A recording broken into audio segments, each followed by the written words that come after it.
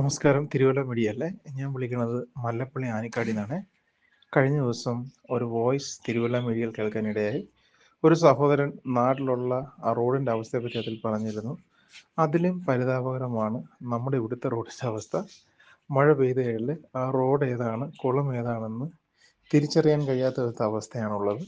കഴിഞ്ഞ 20 വർഷമായിട്ട് തിരുവല്ല മണ്ഡലത്തെ പ്രതിനിധീകരിക്കുന്ന ഒരു ജനപ്രതിയുടെ നാട്ടിൽ നിന്നാണ് ഞാൻ ഈ പരാതി പറയേണ്ടി വരുന്നത്. എനിക്ക് തികച്ചും നാണക്കേടാണ് ഇങ്ങനൊരു MLA ഉണ്ട് എന്ന് പറയാനായിട്ട്. കാരണം കേരളത്തിൽ ഇതുപോലെ ഉപയോഗശൂന്യമായി പൊട്ടിപ്പൊളിഞ്ഞ മറ്റൊരു റോഡുണ്ടോ എന്ന് തന്നെ എനിക്ക് സംശയമുണ്ട്.